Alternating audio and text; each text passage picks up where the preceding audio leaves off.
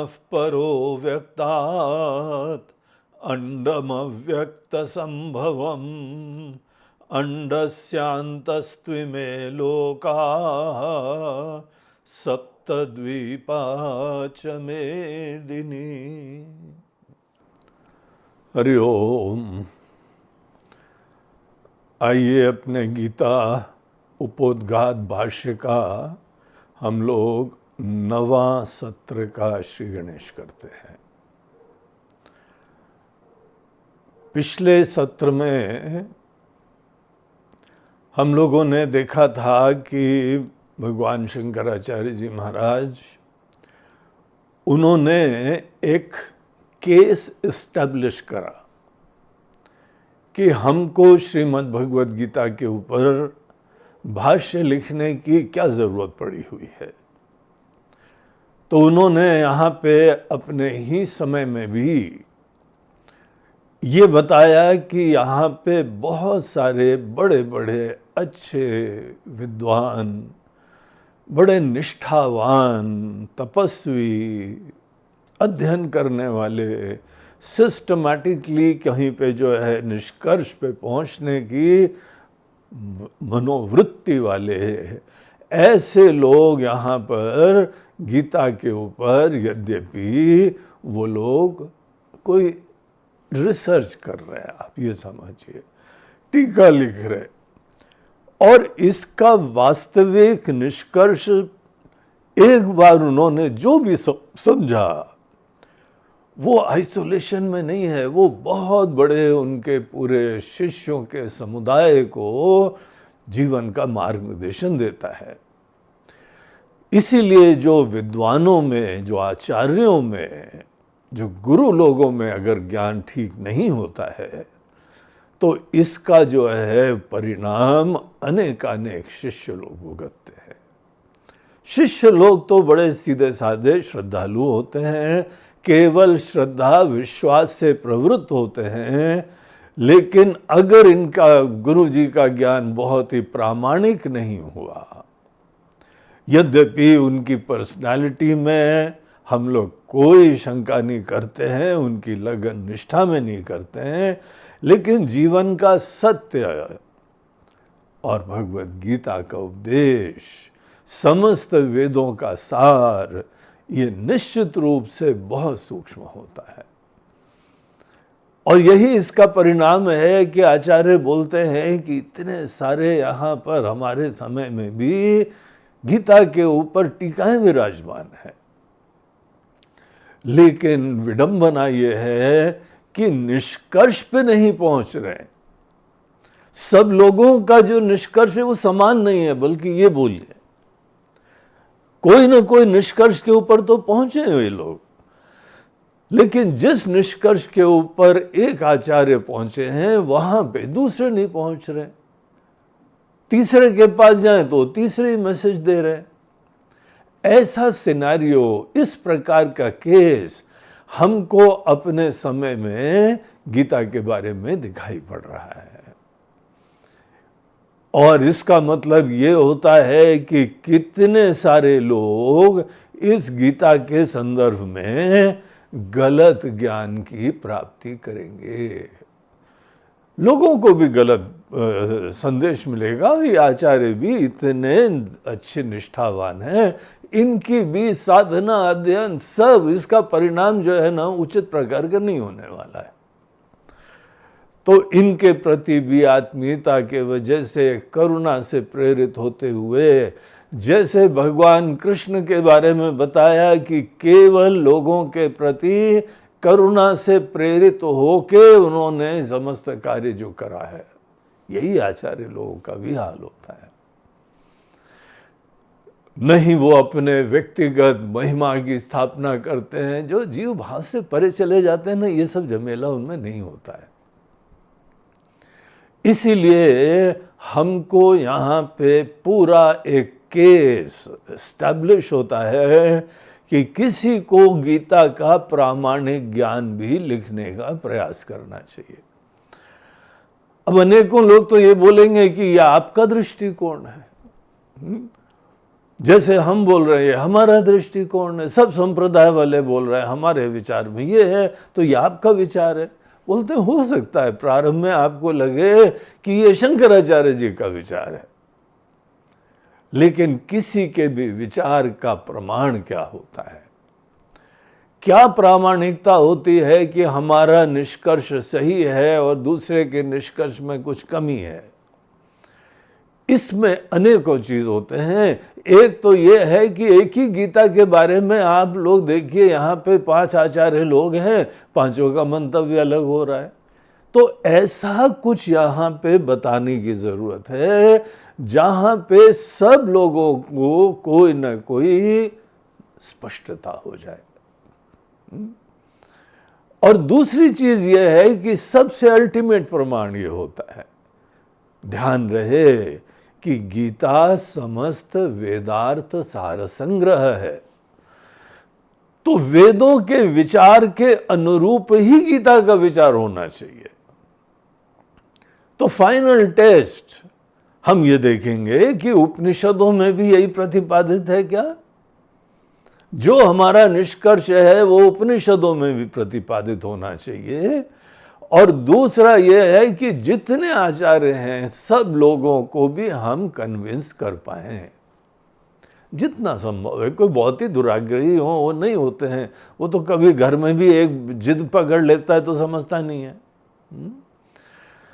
देखिए क्या होता है कि जब अनेकानेक आचार्य लोग कोई न कोई भिन्न मंतव्य पे पहुंचते हैं, उसका कारण ये होता है कि कोई न कोई साधना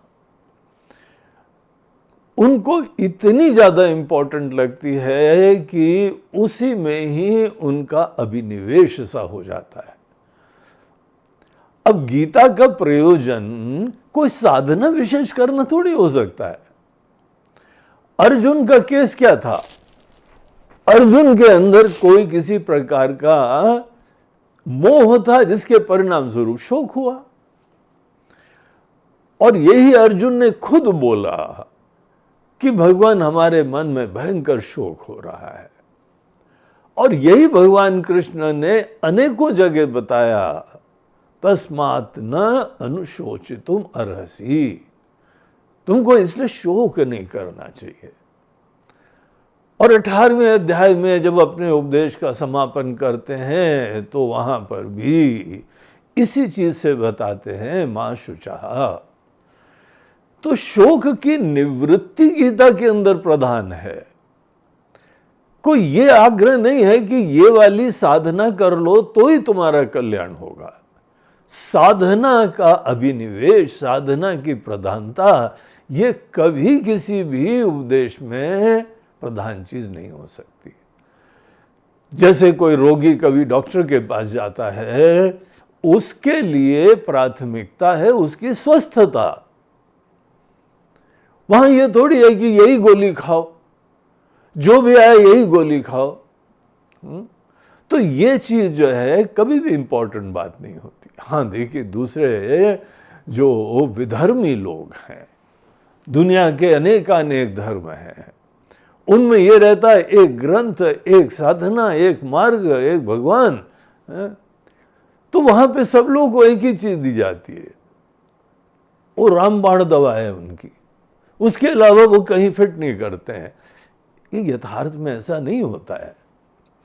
कर्म भी हमारे जीवन का जो है आवश्यकता होती है, भावना भी इस व्यक्तित्व के अंतर्गत एक उसका स्थान होता है, बुद्धि का महत्व होता है, मन का है, ध्यान का है, सब चीजों का महत्व होता है। और एकमात्र चीज करने से सब चीजें ठीक हो जाती हैं, ये बात कोई व्यवहारिक नहीं होती है। हम लोग हर प्रकार की साधना का प्रयोग करें, तो शंकराचार्य जी ने अगर कोई कर्म बोल रहा है तो ये नहीं कहा कि कर्म पूर्ण रूप से निरस्त करना चाहिए, उसका भी महत्व है। भक्ति को पूर्ण रूप से खत्म कर देना चाहिए, हमारा यही मंतव्य, ऐसा कहीं नहीं बोलते। भक्ति का भी महत्व है। देयरफॉर ये भक्ति के आचार्य लोग कोई गलत नहीं बोल रहे हैं।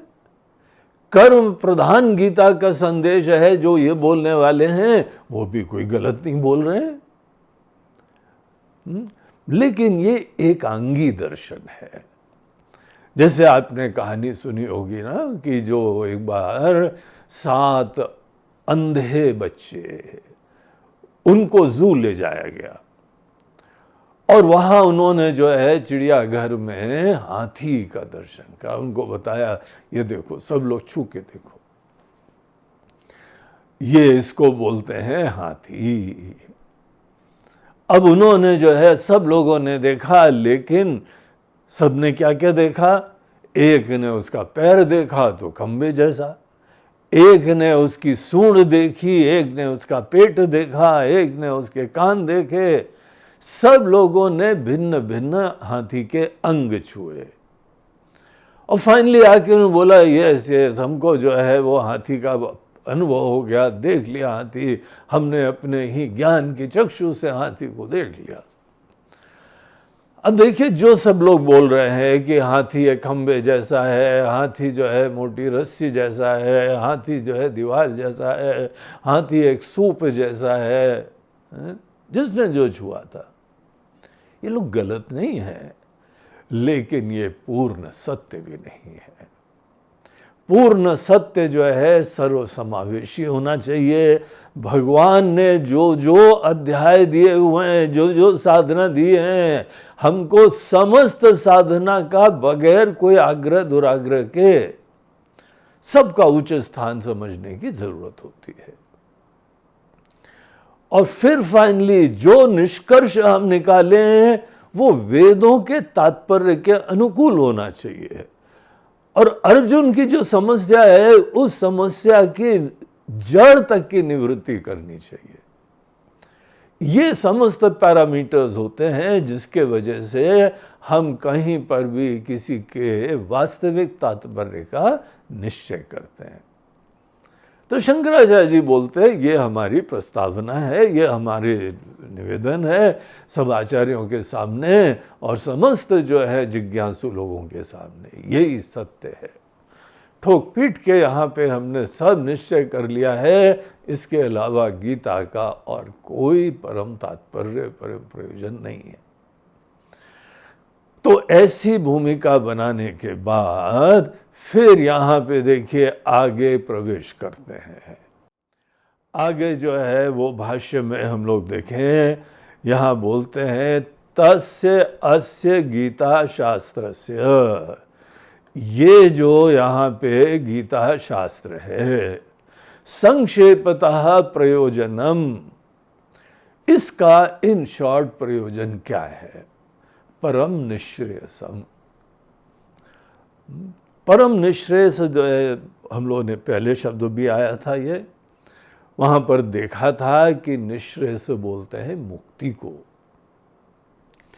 मुक्ति मतलब वंस फॉर ऑल, सब झमेले से मुक्ति।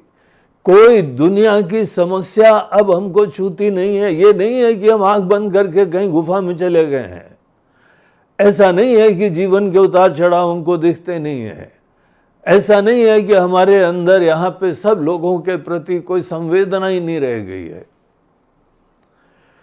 जो भी जीवन मुक्त होते हैं, ब्रह्मज्ञानी होते हैं, स्थित प्रज्ञ होते हैं, ऐसे लोगों में इतनी उत्कट प्रकार की संवेदना होती है जो भगवान के 6 अध्याय के एक वचन के अनुरूप होती है, जहां भगवान बोलते हैं, अर्जुन, परम योगी वो होता है जो आत्मौपम्येन सर्वत्र समम पश्यति अर्जुना, सुखम वा यदि वा दुखम स योगी परमो मतः। वो ही परम योगी होता है जो व्यक्ति सबके प्रति आत्मीयता रखता हो, दूसरों का सुख दुख ऐसे संवेदना होती है जैसे कि हमारे ऊपर ही कोई मुसीबत आ गई है, तभी तो दिल से उन लोगों को मार्गदर्शन मिलता है। आत्मौपम्येन, जैसे अपने ऊपर ही आ गई मुसीबत। तो इतनी आत्मीयता से सबके जो है विचारों को भी देखते हैं और उनका समाधान करते हैं। अर्जुन के अंदर या किसी भी व्यक्ति के अंदर जो भी पीड़ा आती है, जो भी शोक आता है, और उसके पीछे जहां पर भी शोक होता है ना, ये बात भगवत गीता में भी, रामायण में भी, हर जगह इस चीज को उजागर करा गया है। देखिए, कहीं पर उमा जी के अंदर कोई जो है वो नासमझी हुई तो उनको शोक झेलना पड़ा। उसी प्रकार से जो यहाँ 4 संवाद रामायण के अंदर चल रहे हैं 4 घाटों पे, सब जगह किसी में कोई नासमझी थी, कोई गलत फहमी थी। गलत फहमी का परिणाम ही जीवन में शोक होता है। शोक का और कोई कारण नहीं है। ऐसा भी नहीं कभी सोचना चाहिए ये संसार सदैव आदमी को दुखी करता है। बोलते जी नहीं, अनेकों लोग हैं, नहीं कर रहा है उनको। देखिए, ज्ञानी लोगों को वासुदेव सर्वमिति, सब कुछ परमात्मा मात्र है। गोस्वामी जी बोलते हैं सिया रामो में सब जग जानी। तो ये दुख, दुनिया उनको दुख दे रही है क्या? ऐसा किसी के ऊपर थोपना, ये विचार जो है सब लोगों के ऊपर ही आरोपण करना, यह हमारी ही नासमझी होगी, दुराग्रह होगा। अनेकों लोगों को दुनिया से शोक मिलता है, और यहां कुछ विरले ज्ञानी अच्छे समझदार लोग होते हैं, उनको दुनिया से कोई शोक नहीं मिलता है। दुनिया से क्या, किसी चीज से शोक नहीं मिलता है। हर मनुष्य ऐसी स्वस्थता की पराकाष्ठा को इसी जीवन में रहते रहते प्राप्त कर सकता है। ऐसे ज्ञान की दिव्य दृष्टि प्राप्त हो जाए कि आप व्यवहार में रहिए। देखिए, कैसा कोई एक ऐसा फैंसीफुल रोमांटिक आइडिया लोग ज्ञानियों के बारे में ले लेते हैं कि वो तो सब छोड़ छाड़ के एकांत में बैठे होंगे। एकांत में क्यों बैठे होंगे? क्या जरूरत है एकांत में बैठने की? कोई साधक हो तो एकांत में जाके चिंतन मनन करे। कोई साधना विशेष करनी हो तो जरूर एकांत में जाना चाहिए। लेकिन ज्ञानी उनको नहीं बोलते हैं जिनको अभी कोई साधना शेष करना बची हुई है। ज्ञानी उनको बोलते हैं जो सिद्ध हो गए। ज्ञानी उनको बोलते हैं जिनकी साधना फलित हो गई है। ज्ञानी को कोई साधना नहीं करनी पड़ती। अब बाकी दुनिया के दृष्टिकोण से समझो, बोलो महाराज जी आप यहां दुनिया में काम घूम रहे हैं, आप तो बैठिए, जाके जंगल में बैठिए। अब कई लोग यहाँ पे अनेकों योगी वगैरह जी के बारे में भी ऐसी बात बोलते हैं, महाराज जी ये राजनीति में कहाँ आ गए आप, और हमारी भी खटिया खड़ी कर दी, हमारी भी मुसीबत कर दी। इतनी निश्चिंतता से, निर्भीकता से, सच्चाई से अब काम करते हैं कि हम लोगों की दुकानदारी बंद हो गई। आप तो योगी हैं, आप तो जाओ। क्यों जाओ? कहाँ जाओ? आपके लिए एकांत में ही कोई करना हो सकता है, साधना का स्वरूप होगा, सबके लिए नहीं होता है। वेदों में जो ज्ञान दिया गया है आपको मुक्त कर देता है। यही नहीं है कि पीड़ाओं से मुक्त करता है, साधनाओं से भी मुक्त करता है। ज्ञानी लोग, जीवन मुक्त लोग, उनके लिए कोई विधि निषेध नहीं होते हैं, कोई साधना नहीं होती है, अपने होने मात्र में धन्य होते हैं। अगर आपको कुछ भी करके पूर्णता मिलती है ना, आप पराधीन है, साधना भी पराधीन है। और पराधीन सपने हूं सुख नहीं। कोई व्यक्ति अगर पराधीन हो, सपोज आप प्राणायाम करने में बड़े निष्ठावान है, जिस दिन प्राणायाम नहीं हुआ देह भी जर्जर होता जाता है, रोग होते जाते हैं। आप प्राणायाम नहीं कर पाएंगे तो देखिए आपके जीवन के अंदर पीड़ा कितनी भयंकर हो जाएगी। कोई सब सदैव जो है जप करते रहते हैं, ये सब साधक हैं, अज्ञानी लोग हैं। ये ज्ञानी नहीं है, निष्ठावान है, भक्त हैं, लगन है, अच्छे हैं, तपस्वी हैं। लेकिन ये भी सत्य है, जब तक कोई गोली खा रहा है तब तक वो स्वस्थ नहीं हुआ है, वो जानता है नहीं हुआ है। आप खुद ही विचारिए। इसीलिए जब तक कोई साधना करता रहता है किसी प्रकार की, वो अभी अज्ञानी है। लेकिन हाँ, साधना कर रहा है, उसकी निष्ठा, उसकी श्रद्धा, उसकी तपस्विता दिखती, उसका विश्वास दिखता है कि हम प्राप्त कर लेंगे।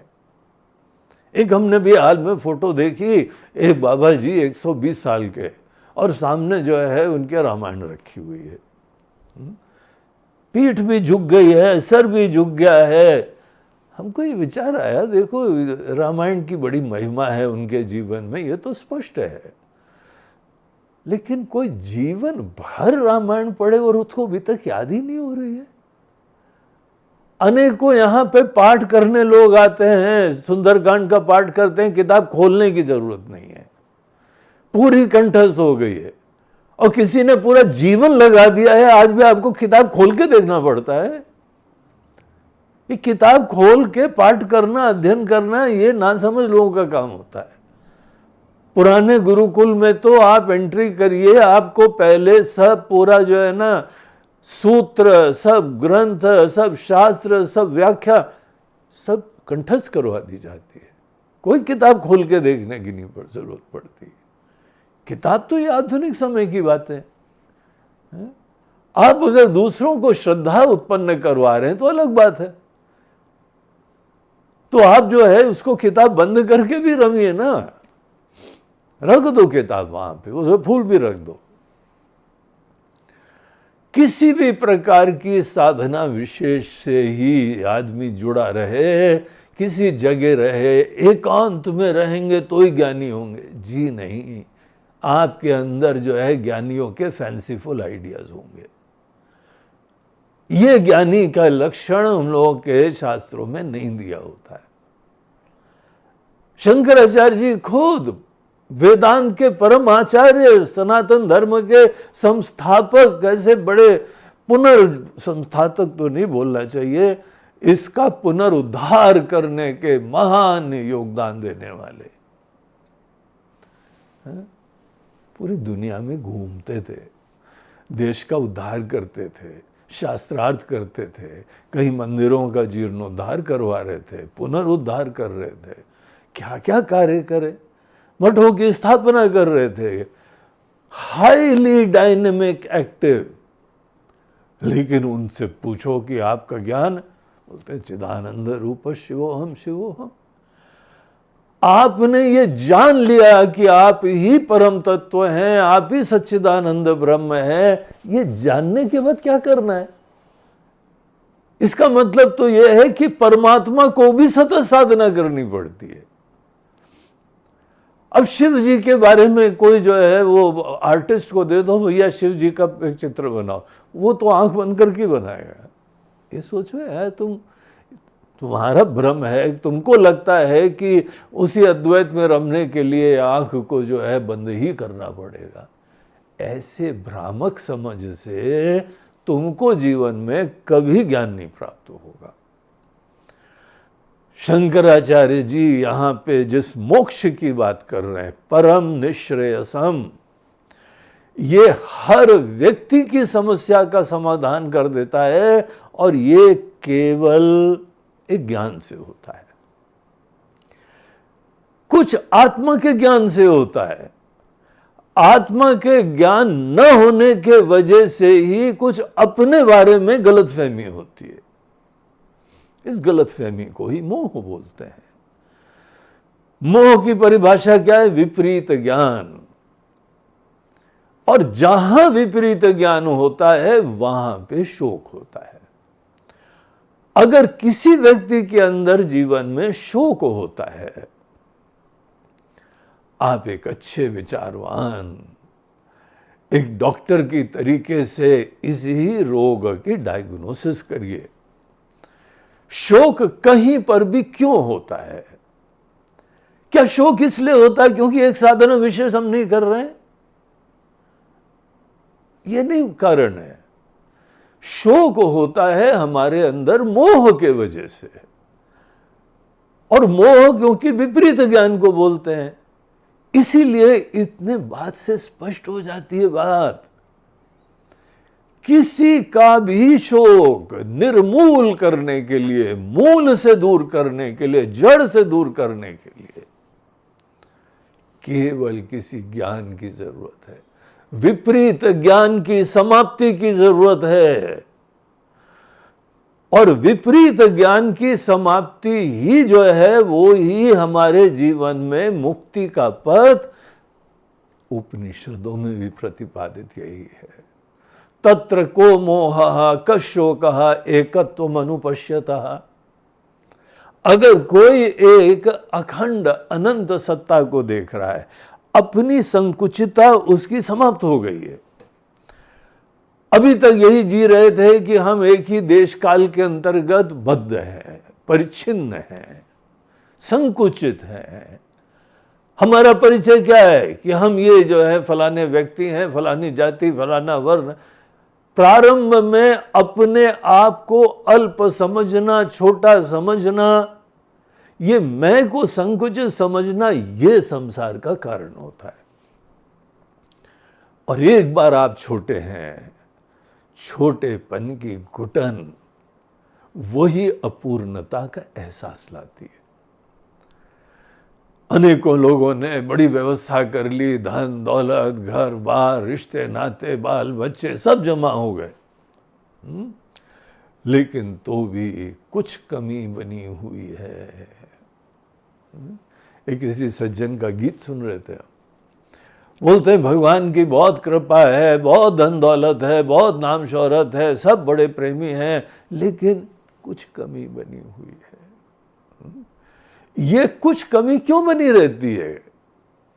अभाव सा क्यों बना रहता है? यही मैं की अल्पता के निश्चय का परिणाम होता है।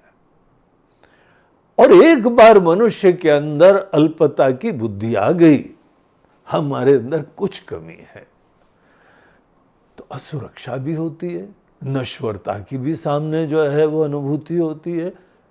थोड़े दिन बाद यहां से हम लुप्त हो जाएंगे, दुनिया से चले जाएंगे। कहाँ जाते हैं, कौन जाता है, किसने बनाई है दुनिया? दुनिया भर के प्रश्न हम लोगों के अंदर आएंगे जब अपने आप को अल्प समझ के खड़े रहेंगे। और ऐसी स्थिति में अपेक्षाओं का आना अवश्य भावी है।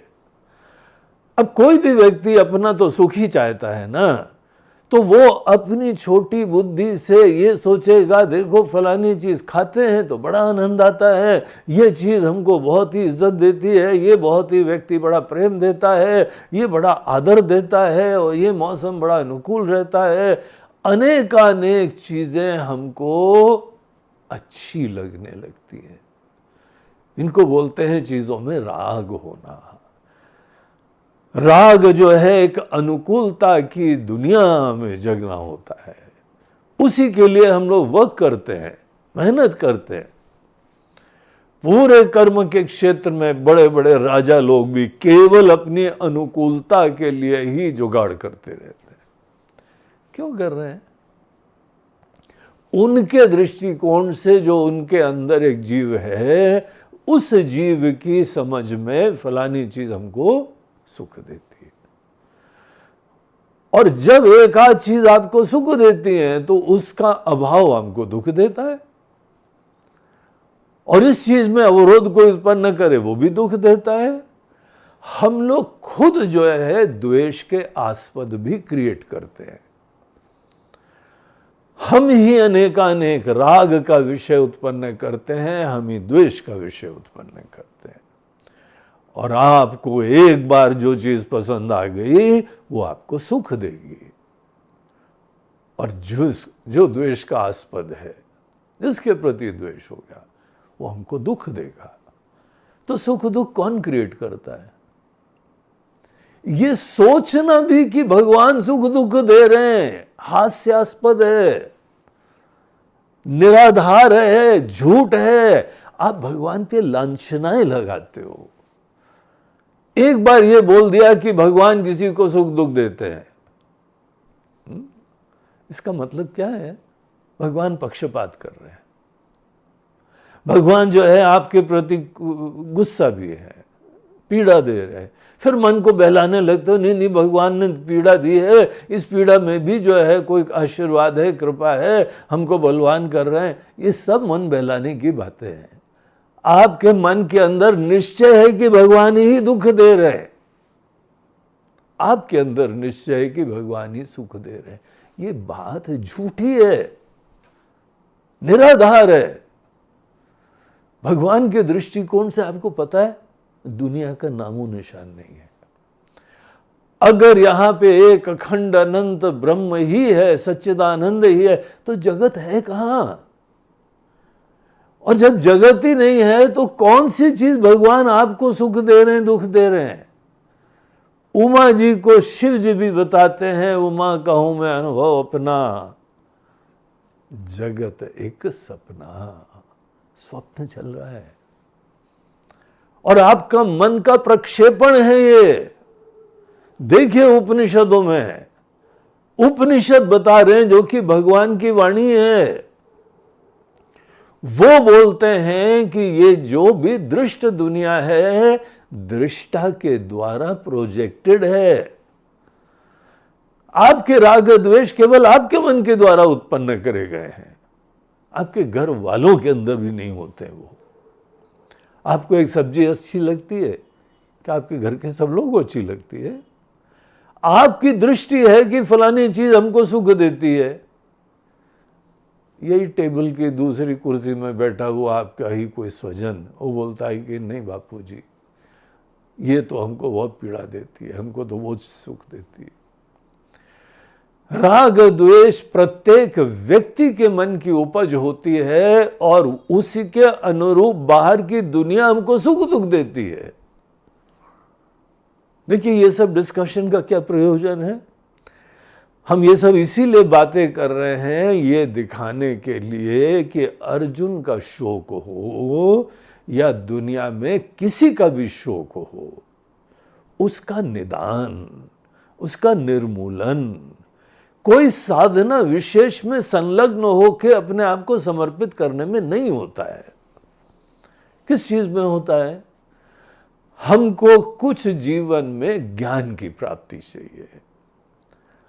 एक तो अपने अनेकों मन का, राग द्वेष का, भिन्न भिन्न सुख दुख के स्रोत का जो हमने क्रिएट करा है, और यह भी विचार करना है हमने क्यों क्रिएट करा है, क्यों अपेक्षाएं होती हैं।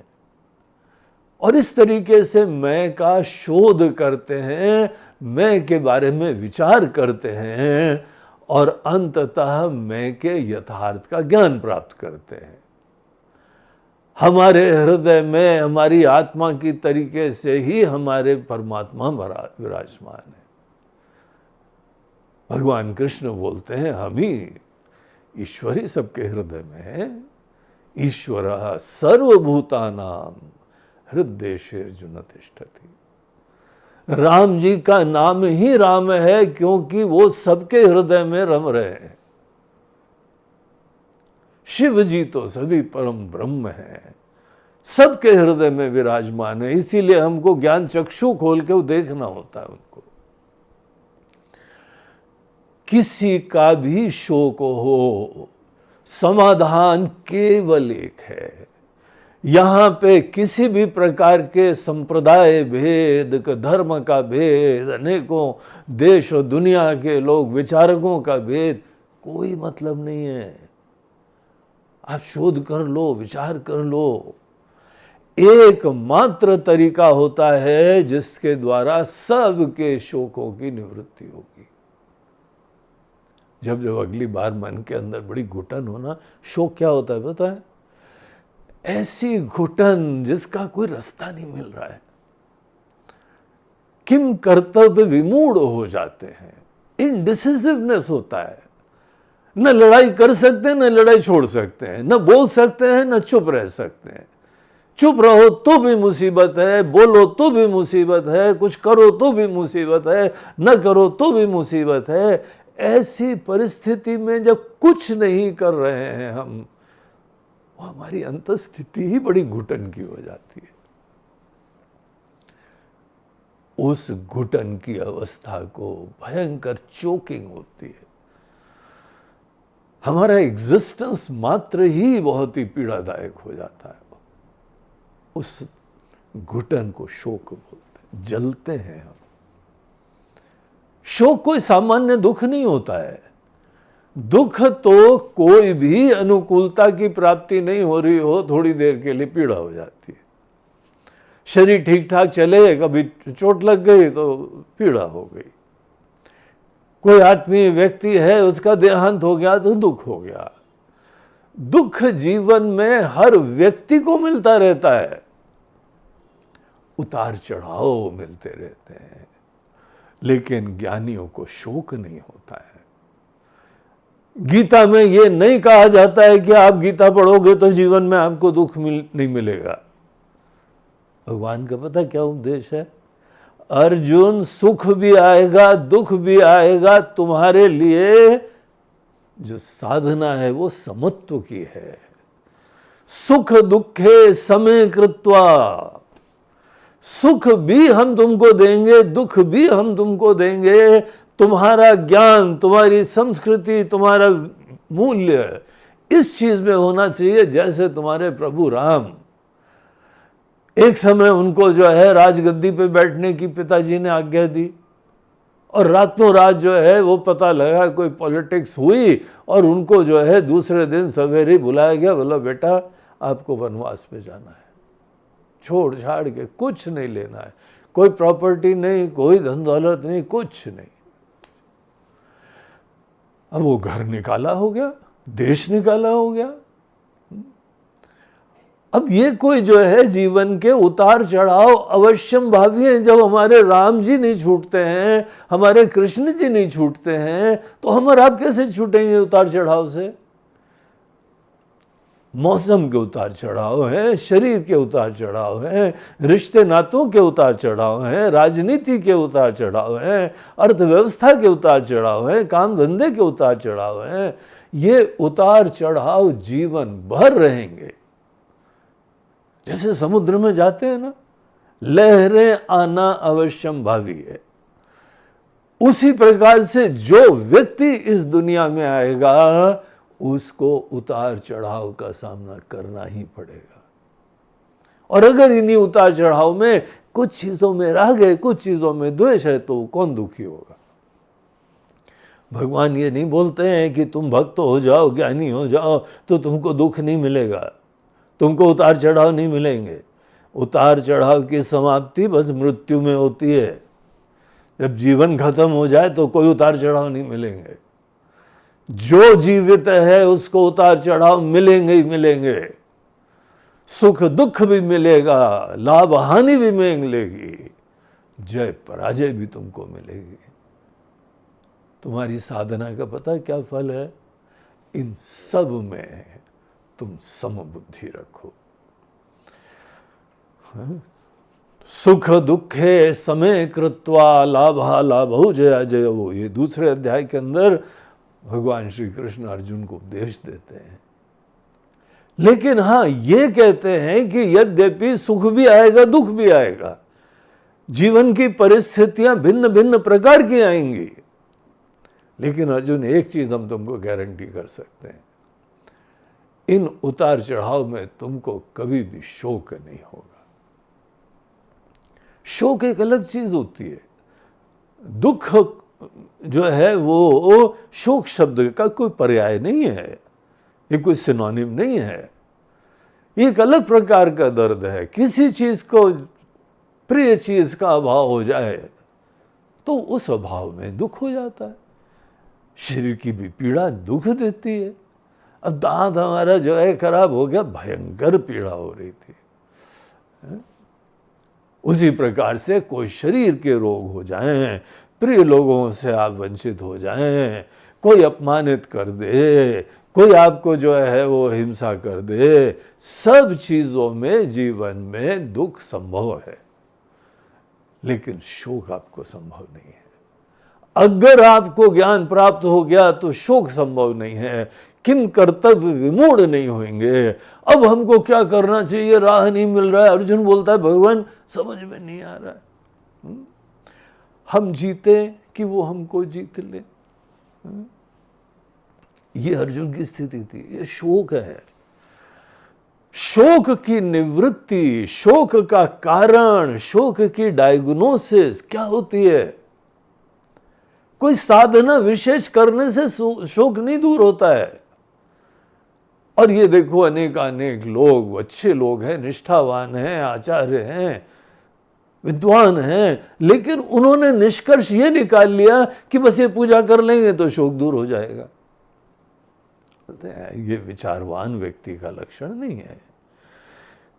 ये जो उपनिषद प्रतिपाद्य जीवन के सिद्धांत हैं, उनसे अनभिज्ञता का सूचक है ये। शोक की निवृत्ति केवल प्रामाणिक ज्ञान से होती है। शोक के पीछे कारण केवल विपरीत ज्ञान होता है, उल्टा ज्ञान होता है, गलत धारणा होती है। और जब गलत धारणा ही जीवन में इतनी भयंकर पीड़ा का कारण हो रहा है, और उसके उपरांत भी हम जीवन के उतार चढ़ाव फेस करने में सक्षम नहीं हो पा रहे हैं,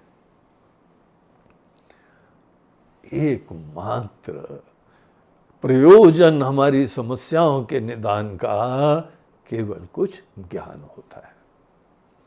तो देखिए शंकराचार्य जी यहां क्या कहते हैं। बोलते हैं, तस्य अस्य गीता शास्त्रस्य संक्षेपतः प्रयोजनम परम निश्रेयसम। मुक्ति आपके अंदर अल्पता की अवधारणा से मुक्ति। हम छोटे हैं, हम जन्म मरणवान हैं, हम जीव हैं, हम खंडित हैं, संकुचित हैं, परिच्छिन्न हैं। जब तक हम छोटे व्यक्ति बने रहेंगे तब तक अभी मोह खत्म नहीं हुआ, ज्ञान नहीं खत्म हुआ। और इसीलिए हमारी यही छोटेपने की सोच, ये निर्णय, ये शोक का कारण है। अगर कोई व्यक्ति शोक के बारे में गहराई से चिंतन करेगा, उसको गीता के पर प्रयोजन के बारे में कभी कोई शंका नहीं होगी। उपनिषदों को भी आप अध्ययन करके देखिए, गीता की मां है उपनिषद। विशेष रूप से कठोपनिषद गीता के लिए बहुत प्रेरणा का आस्पद है। अनेक मंत्र एज इट इज जो है कठोपनिषद के गीता में देखे जाते हैं। ये उसकी माता जी है। गीता अगर हमारी माँ है तो कठोपनिषद हमारी माता जी की माता जी हैं। वही स्रोत हैं ज्ञान की। उनको भी देखिए क्या बोल रहे हैं वो। तो ये जो परम निश्रेयसम मुक्ति, और मुक्ति कैसे प्राप्त होती है? केवल ज्ञान के द्वारा। और देखिए ज्ञान कोई कर्म नहीं होता है। ज्ञान ये नहीं होता है कि आपको कुछ पढ़ते रहना है। जो पढ़ते रहने का ज्ञान है वो प्रारंभिक चरण होता है। शास्त्रों के तात्पर्य का निष्कर्ष करना है, निश्चय करना है, उसके लिए गुरु के चरणों में बैठ के शास्त्र का शोधन करना पड़ता है। लेकिन सदैव पढ़ते रहना ये कोई प्रयोजन नहीं है, ज्ञान का जो सूचक भी नहीं है। जो बहुत भाई पढ़ रहा है उसके अंदर खुद स्वीकृति है, बहुत सारी चीजें अस्पष्ट हैं। क्योंकि अस्पष्ट है इसीलिए हम बहुत और ध्यान दे रहे हैं, चिंतन कर रहे हैं, तब तक पढ़ाई होती। इसीलिए केवल शास्त्र का पढ़ते रहना यह ज्ञान का सूचक नहीं होता है। ज्ञान मतलब अपनी अल्पता के अध्यारोप का पूरा अपवाद कर देना। हमारा छोटापना, हमारा जीवत्व, हमारी अल्पता, ये उपाधियों के धर्म को आरोपण करने के वजह से ये हमारे हृदय में इसका आविर्भाव हुआ है। इसीलिए छोटापना आता है। और मुक्ति केवल अपने छोटेपने से मुक्ति को बोलते हैं। शरीर से मुक्ति को मुक्ति नहीं बोलते हैं। मुक्ति कोई मरणोपरांत पॉस्थमस कोई अवस्था की प्राप्ति को नहीं बोलते हैं। मुक्ति बोलते हैं जीते जी। आप जीवन के बारे में, अपने बारे में गहराई से विचार करके समझ लीजिए, मैं शब्द का अर्थ कोई अल्प सत्ता नहीं होती है। अल्प चीज केवल नाम रूपात्मक होती है। एक अभिव्यक्ति सदैव संकुचित होगी। अपने आप को व्यक्ति समझ रहे हैं, मैनिफेस्टेड समझ रहे हैं। जो अपने आप को अभिव्यक्त समझता है उसने अपने अंदर अल्पता आरोपण कर ली। इसीलिए अनेकों जगह भगवान बोलते हैं कि अर्जुन, एक व्यक्त होता है, एक अव्यक्त होता है। अव्यक्त जब व्यक्त होता है तो अपने अंदर कोई ना कोई नाम रूपात्मक संकुचितताएं धारण कर लेता है। इसी को जन्म बोलते हैं। सृष्टि किसको बोलते हैं? हमारे वेदांत के आचार्य लोग स्पष्टता से बताते हैं, सृष्टिर्नाम ब्रह्म रूपे सच्चिदानंद वस्तुनि अब्धौ फेनादिवत सर्व नाम रूप प्रसारणा। केवल सृष्टि बोलते हैं एक ही अखंड सत्ता जब कोई भिन्न भिन्न रूप धारण कर लेती। और रूप की क्या सत्ता होती? रूप सदैव अल्प होता है, रूप सदैव नश्वर होता है। और आपको अपने रूप के अलावा अपना परिचय नहीं है, इसलिए अल्पता आ गई। और एक बार अल्पता आ गई, ये कोई व्यक्ति शांति नहीं बैठेगा, हाथ पैर मारेगा, कोई ना कोई कोशिश करेगा। छोटी बुद्धि हो तो छोटी बुद्धि से कोई ना कोई जुगाड़ करेगा और अंतहीन करेगा, कभी नहीं समाधान प्राप्त होगा। तो इस तरीके से हमारे जो भी मोह है, मोह जो है अपने आप को छोटा समझना, और मोह का दूसरा एस्पेक्ट होता है जगत को सत्य समझना। दोनों नाम रूपात्मक है। नाम रूपों को सत्य समझ के इनका क्या तत्व है उससे अनभिज्ञ होना, ये दुनिया भर में शोक के समस्या का यही कारण होती है।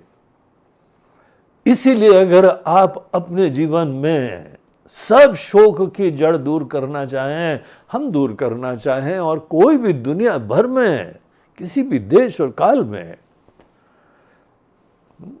जो व्यक्ति अपने ही अंदर सब शोक से परे जाना चाहता है, उसको एकमात्र तरीका है, मैं के ऊपर विचार करो, आत्मज्ञान प्राप्त करो।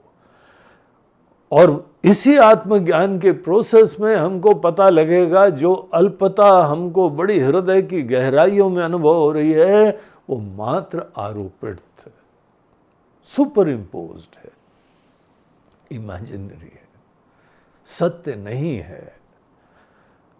और एक बार कोई काल्पनिक चीज को आप सत्य समझ लें, उसके उपरांत तो पूरी श्रृंखला चालू हो जाती है पीड़ा की।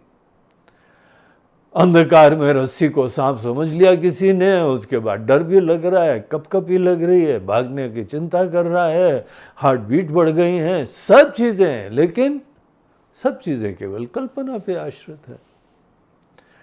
उसी प्रकार से एक बार कोई व्यक्ति अपने आप को गलत समझ ले, औपाधिक एंटिटी समझ ले, नाम रूपों से संकुचित समझ ले, हम I am conditioned in this time and space, इतना समझ ले, इतने मात्र से शोक की पूरी कहानी चालू होती है। तो ये क्योंकि प्रॉब्लम का नेचर है। अगर हमको गीता का भी वास्तविक प्रयोजन संदेश समझना है तो शोक के बारे में हमको चिंतन करना पड़ेगा। शोक आता क्यों है? केवल अज्ञान से। देयरफॉर गीता का पर प्रयोजन क्या है? अपने ही अंदर अपने बारे में अज्ञान से निवृत्ति प्राप्त करना। तो देखिए यहां पे एक एक शब्द, ये चिंतन के लिए काफी मसाला है चिंतन का। हम तो इन्हीं शब्दों को देखते हैं और रमने लगते हैं। और हम यही चाहते हैं शंकराचार्य जी के वचनों की गंभीरता को सब लोग देखें। हमारे ही आचार्य लोग हैं, हमारे देश के महापुरुष लोग हैं। तो गीता शास्त्रस्य संक्षेपतः प्रयोजनम परम निःश्रेयसम स हेतुकस्य संसारस्य अत्यंत उपरम लक्षणम। संसार परमात्मा का नाम नहीं है। एक सज्जन अभी हम देख रहे थे, बोलते हैं संसार है मतलब सतत कंटिन्यूअसली एग्जिस्टिंग है। ये कहाँ से अर्थ ले आए हैं? तो संसार का मतलब है that which is endless seeking. आप सतत तलाश करते रहते हैं, इस अंतहीन तलाश को संसार बोलते हैं। और एक बार आप छोटे हो गए, गलत जगह ढूंढ रहे हैं, कहाँ खत्म होगी आपकी तलाश? कभी नहीं खत्म होने वाली। ये दृष्ट दुनिया भी परिवर्तनशील है, नश्वर है, कल्पित है, और आप इस परिवेश में जो है वो खोज रहे हैं। एक वृद्ध महिला थी, वो अपनी झोपड़ी में रहती थी, कोई ना कोई सिलाई का काम करती थी और कोई दो पैसे भी कमा लेती थी, सेवा करती रहती थी। एक बार उसकी सुई कहीं गिर गई, तो सुई गिर गई, उसने जो है वहां ढूंढा ढाड़ा, फिर उसको दिखाई पड़ा कि उसकी कुटिया के बाहर लाइट है, स्ट्रीट लाइट थी, तो वहां पहुंच गई वो। अब क्यों पहुंच गई, उसकी धारणा थी, क्या धारणा थी, और वहां तलाशने लगी। तो कोई राहगीर निकले, बोला माता जी क्या ढूंढ रही हो? बोला बेटा कोई सुई गिर गई। बोला हम भी आपकी मदद करे देते हैं। तो उसने जो है, सब लोगों ने मदद करी और चप्पा चप्पा छान मारा। फिर बाद में एक व्यक्ति पूछता है कि माता जी आप कहाँ बैठी थी उस समय, जरा हमको शुरू से कहानी बताओ। बोलते हैं वो तो हम अंदर बैठे हुए थे। तो अपना माथा पीटता है, बोलते हैं अरे माता जी अंदर बैठी थे तो यहाँ क्यों ढूंढ रही हो? बोलते हैं बेटा यहाँ लाइट है ना। अब लाइट है जस्ट बिकॉज विजिबल है, यही दिख रहा है, इसका मतलब यहाँ खोजने लगेंगे। हमारी शोक का कारण अपने बारे में गलतफहमी है, क्योंकि दुनिया दिख रही है। हम भी उस बुढ़िया की तरह से दृष्ट दुनिया में ही उस अशोक की खोज करने लगते हैं। तो यहां पे बोलते हैं यह सहेतु कस्य, हेतु के साथ, जड़ के साथ, उसके कारण के साथ, संसारस्य अत्यंत उपरम लक्षणम, ये जो परम निश्रेयस होता है, जो मोक्ष होता है, आपके संसरण का, सीकिंग का, it is a final and.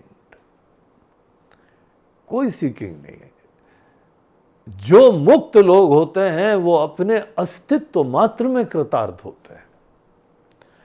आत्मनि एव आत्मना तुष्टः, परम संतुष्ट हैं, लेकिन किसी चीज को करने के द्वारा नहीं, अपने अस्तित्व मात्र में। इसको भगवान खुद बोलते हैं, ये स्थित प्रज्ञ हैं, ये ज्ञानी लोग हैं, ये मुक्त लोग हैं, जिन्होंने परम निश्रेयस की सिद्धि कर ली है। ये परम निश्रेयस की सिद्धि, ये आत्मज्ञान की प्राप्ति, ये ही गीता का मूल प्रयोजन है। अब अनेकों वहां विद्वान लोग बैठे बोलते महाराज जी इतनी कर्म की चर्चा करी उन्होंने, इतनी भक्ति की चर्चा करी। बोलते जरूर करिए, उसका भी हम लोग अर्थ देखेंगे, लेकिन आप इस संदर्भ में कोई शंका नहीं रखे कि शोक की निवृत्ति मोह की निवृत्ति से होती है, और मोह अपने आप को द्वैत में जो हमने अटका रखा है, संकुचिता में रखा है, खंड में रखा है, इसका भेदन करो। इतनी गहराई से जीवन के यथार्थ को झांक के देखो कि हमारा खंड, हमारी अल्पता, हमारी परिच्छन्नता, संकुचिता सब आपको काल्पनिक दिख जाए। यही गीता का मूल संदेश है। इसको इन शॉर्ट कहें आत्मज्ञान। हमारे आपकी वास्तविकता को आत्मा बोलते हैं। हम लोगों का जो भी यथार्थ है, जो वास्तविकता है, उसको जान के तभी हमारे सब शोक की निवृत्ति होती है। दूसरे अध्याय में तो जब अर्जुन की शरणागति हुई तो सबसे पहली चीज लक्ष्य के दृष्टिकोण से भगवान ने केवल आत्मा की ब्रह्म स्वरूपता की चर्चा करी है।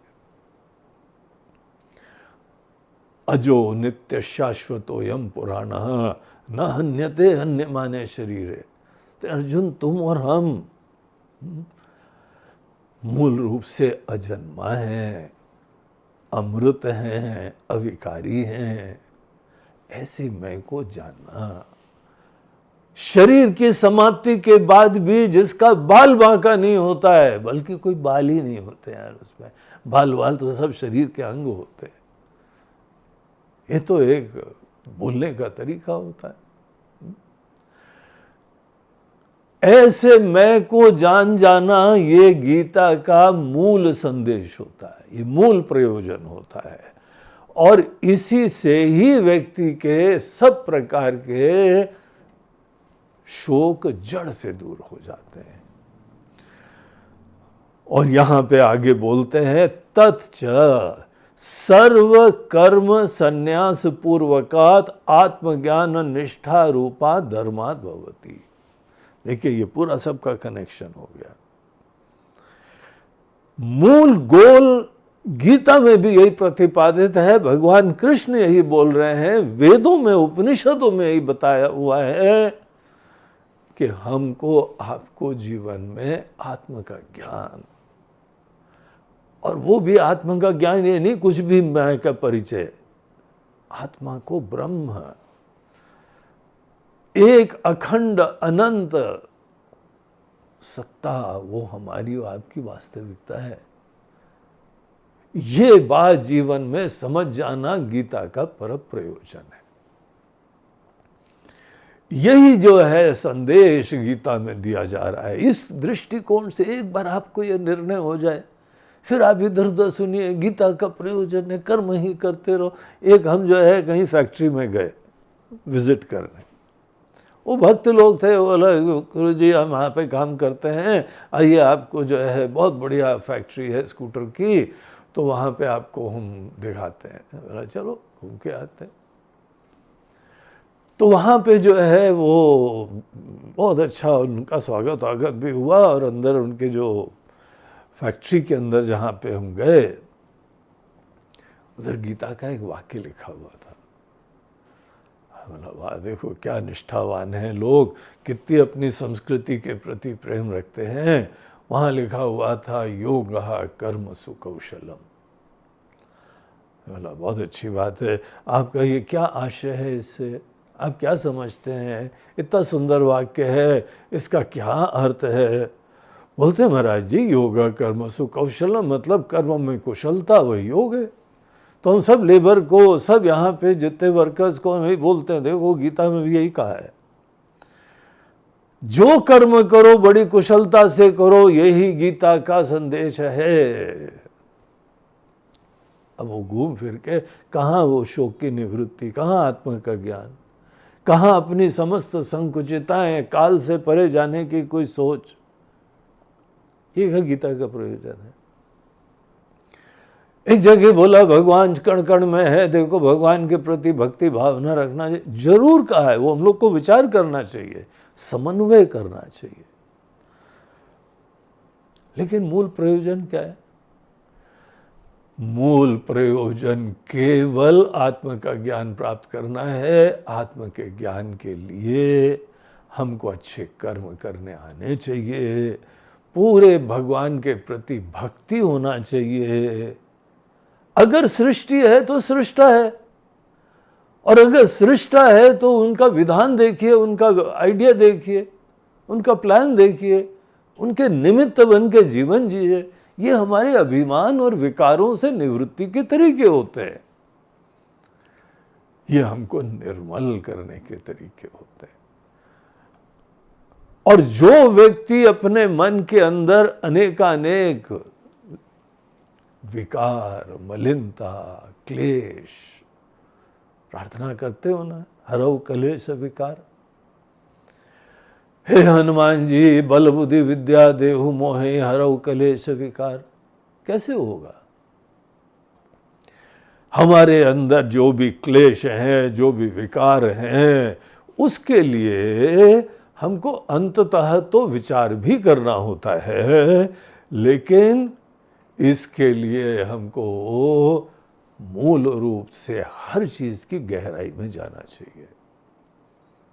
थोड़ा बहुत ऊपर सुपरफिशियली हम अच्छे सदाचार से ठीक कर सकते हैं, लेकिन अगर हम छोटे के छोटे रहे, अगर हम नश्वर के नश्वर रहे, स्वर्ग भी बना लो, क्योंकि हम नश्वर हैं, वहां से भी वापस आना पड़ेगा, वहां से भी मृत्यु होगी हमारी। महलों को बना लो, वहां से भी जाना पड़ेगा एक दिन। रिश्ते नातों के लिए पूरा जीवन समर्पित कर दो, उनको छोड़ना पड़ेगा एक दिन। ये सत्य है ना? जो अल्प है, जो छोटा है, जो जीव है, उसकी यही कहानी चलती रहेगी। गीता हमको ये बता रही है कि आप अपने छोटे पने से मुक्त हो जाइए अर्जुन, कोई जीवन में शोक नहीं आएगा। तो ये यहाँ पे गीता का मूल संदेश है, मूल जो है प्रयोजन है। और जो भी मोक्ष होता है, एक बहुत इंपॉर्टेंट पॉइंट है ये।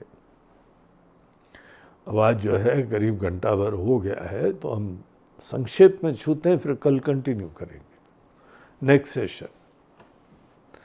अगर हमको आत्म का ज्ञान प्राप्त करना है, तो एक पॉइंट शंकराचार्य जी बार बार उठाते हैं। बोलते हैं एक बहुत बड़ी गलती दुनिया करती है, वो ये करती है कि ज्ञान की प्राप्ति की कोशिशें भी करते हैं और अनेकों प्रकार का कर्म करते रहते हैं। मुक्ति का, ज्ञान का कभी भी कर्म के साथ समुच्चय नहीं होता है। अगर आप कर्म करते हैं तो वहां पे टोटल जो है ना व्यवस्था भिन्न होती है, और अगर ज्ञान की प्राप्ति करते हैं तो वहां पे आधार वातावरण ही टोटल भिन्न होता है। आत्म के ज्ञान के लिए आपको एक दिन सब कर्मों को किनारे रखना पड़ेगा। कर्म आपसे बाहर या आपके मन में, आपके शरीर में किसी परिवर्तन का टूल होता है। आपको घर में सफाई करनी हो, या कोई चीज बनानी हो, कलाकारी करनी हो, निर्माण करना हो, खेती करनी हो, फैक्ट्री में कोई उत्पादन करना, ये सब कर्म का फील्ड है। देश के अंदर जो है हमको व्यवस्था लानी है, समृद्धि लानी है, विकास लाना है, ये कर्म का फील्ड है। बुद्धिमत्ता से कर्म करना पड़ेगा। जहां पर भी कोई परिवर्तन करना है, वो केवल कर्म से संभव होगा। तो आपका स्वास्थ्य अच्छा रहे, आपके संस्कार अच्छे रहें, आपका मन अच्छा रहे, उसकी एकाग्रता रहे, शास्त्र का अध्ययन हो, ये सब चीजों में हमको कुछ प्रवृत्ति करनी पड़ेगी, कर्म करना पड़ेगा। लेकिन प्रवृत्ति, कर्म कहाँ होता है? अपने से पृथक चीजों में अनुकूलता की व्यवस्था। और अगर आप सदैव अपने से पृथक चीज पे ही ध्यान दे रहे हैं, तो मैं के लिए कहाँ सोच रहे हैं आप? ज्ञान भी नहीं प्राप्त कर रहे हैं, देख भी नहीं रहे हो अपने आप को। कर्म सदैव खंड में होता है। कर्म सदैव कर्ता, कर्म, क्रिया, इस त्रिपुटी के अंदर होता है। जब भी हम लोग कर्म करते हैं तो अपने बारे में कर्तापने का निश्चय हो चुका होता है। जब निश्चय कर लिया तो कौन सा आत्मज्ञान प्राप्त कर रहे हो भाई? आपने तो निश्चय कर लिया कि आप कर्ता हो, आपके लिए ज्ञान के द्वार बंद। ज्ञान के लिए हमको सबसे बड़ी रिक्वायरमेंट होती है कि एक दिन जो जो परम आवश्यक चीजें निपट लो, फिर कर्म से फ्री हो। चाबियां जो है ना ट्रांसफर करो तिजोरी की किसी के और, बाहर से नाम शोहरत इज्जत ये एक एक दिन खत्म होना चाहिए। नहीं खत्म करेगा तो यमराज जी आएंगे, जबरदस्ती खींच के ले जाएंगे। छोड़ना तो है यहाँ पे सब चीजें। हमको खुद अपनी तरफ से लाइन खींच देनी चाहिए। अब हमको कुछ नहीं करना है, अब कुछ जानना है। जानने के लिए बाहर परिवर्तन का अभिमान नहीं रखो, विनम्रता से अंतर्मुख हो, चिंतन करो। इसीलिए ज्ञान के लिए सदैव ये परम आवश्यक होता है कि ज्ञान तत्च सर्व कर्म संन्यास पूर्वकात भवति। सन्यासी होना चाहिए, होना ही पड़ेगा। इसलिए गीता के अंदर अध्याय आते हैं कर्म संन्यास योग। कैसे हम कर्म से फ्री हों, ये गीता के अध्याय का नाम है। 18वें अध्याय में तो यही विषय के ऊपर बड़ी गंभीरता से चर्चा हुई है। ये कोई गीता के बाहर की बातें नहीं है। इसीलिए जो लोग केवल कर्म करते रहो, अरे सन्यास की भी बात भगवान ने करी है। आत्मज्ञान के लिए हमको समस्त कर्म के क्षेत्र को छोड़ना पड़ेगा, और छोड़ना पड़ेगा। ये निवृत्ति मात्र टेम्परेरी नहीं है। हम उससे मुक्त हो जाए, उसकी प्रेरणा से भी मुक्त हो जाए, उसकी आवश्यकता से भी मुक्त हो जाए। उपनिषदों का एक बहुत प्रसिद्ध वाक्य आता है, परीक्ष लोकान कर्मचितान ब्राह्मणः निर्वेदमायात नास्ति कृतः कृतेन। कर्म के क्षेत्र की परीक्षा करो, बहुत गंभीरता से विचार करो।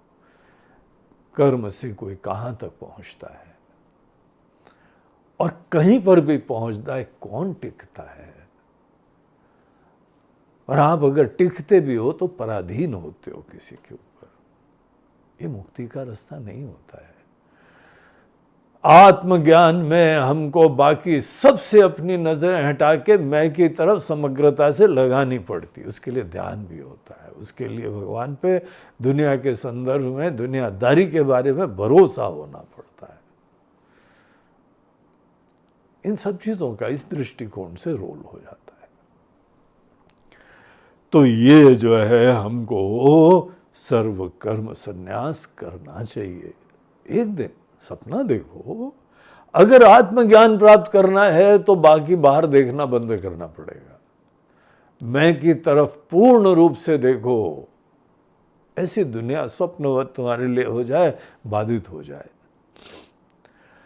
और उसके बाद यहां पे आत्मज्ञान निष्ठा रूपा धर्मात्, ऐसे धर्म का आश्रय लेना पड़ेगा। ऐसे हमको जीवन में जीवन शैली का आश्रय लेना पड़ेगा जो आत्मज्ञान में निष्ठा की प्राप्ति की अनुकूलता उत्पन्न करती है। जो व्यक्ति बाहर की चीजों से ही फैसिनेटेड होता है, मोहित होता है, वही प्राथमिकताएं होती हैं, वो कभी भी आत्मज्ञान में निष्ठा प्राप्ति उसकी प्राथमिकता ही नहीं होती। तो हमको एक ऐसे धर्म का यहां पे परिचय दिया जाता है, वो धर्म ही हम लोगों को कर्म के क्षेत्र में क्रियान्वित करते हैं। बोलते हैं that is an art of living. Gita में प्रतिपादित जो धर्म है, जो उसमें प्रवृत्तियां भी आती है, निवृत्ति भी आती है, वो धर्म का मूल प्रयोजन पता क्या है? आत्मज्ञान निष्ठा का सामर्थ्य।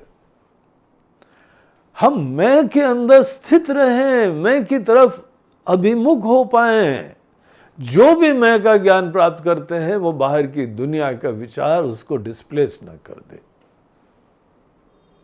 ऐसे धर्म की हमको जरूरत पड़ती है। आत्मज्ञान तो मूल गोल है गीता का, और उसके पूर्व हमको तैयारी करनी पड़ेगी। इतने बहिर्मुख रहे हैं कि यहां मैं की तरफ थोड़ी देर किसी को ध्यान के लिए मंत्र दो, बोलो भगवान का नाम थोड़ी देर ले लो।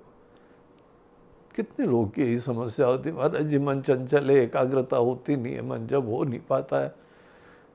भगवान का नाम लेने में भी आदमी के मन के अंदर अनेकों समस्याएं हो रही हैं। केवल मैं का एहसास, मैं की वृत्ति, मैं की तरफ अभिमुखता हो, शोध हो, चिंतन हो, ये बहुत दूर की बात है अनेकों के लिए। ये धीमे धीमे क्रिएट करनी पड़ती है। एक ऐसे धर्म का आश्रय लेना पड़ता है जो धर्म आपको आत्मा के ज्ञान में निष्ठा का सामर्थ्य जगाए, विचारशीलता का सामर्थ्य जगाए, बुद्धिमत्ता जगाए, संवेदना जगाए, उत्साह जगाए। तो ऐसे धर्म के आश्रय से ही आगे किसी दिन भी आप संन्यास का आश्रय ले सकते हैं।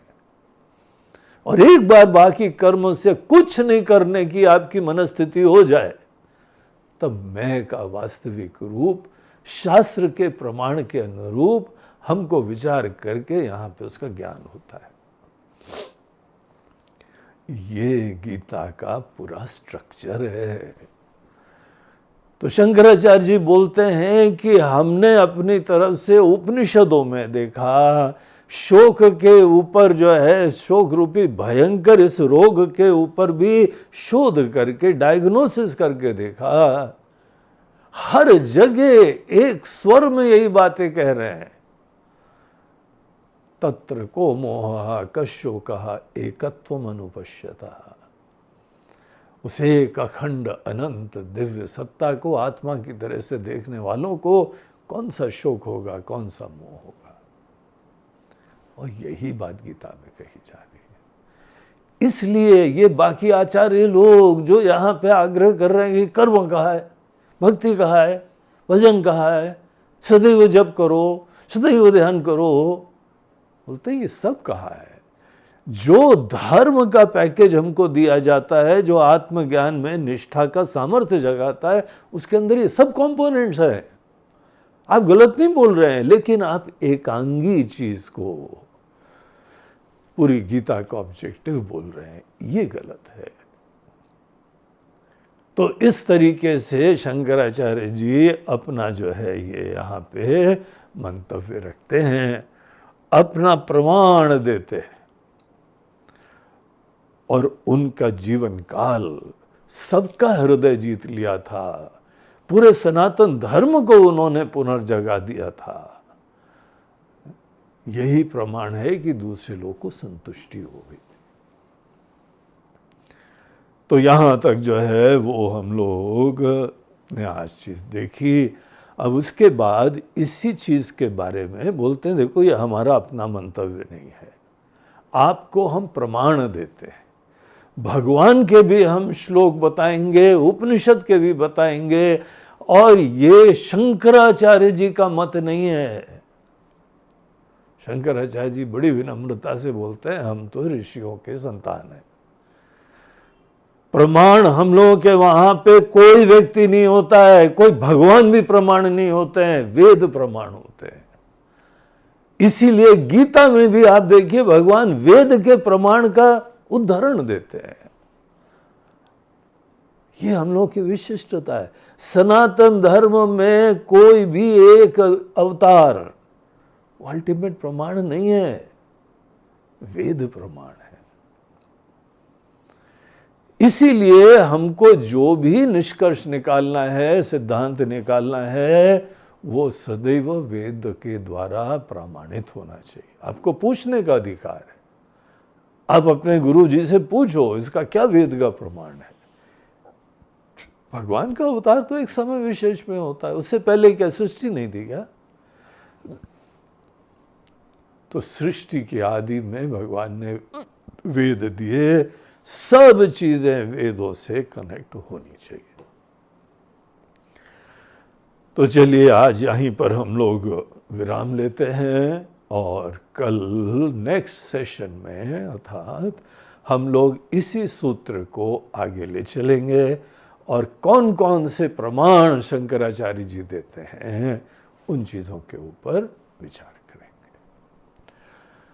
ओम पूर्णमदः पूर्णमिदं पूर्णात् पूर्णमुदच्यते पूर्णस्य पूर्णमादाय पूर्णमेवावशिष्यते।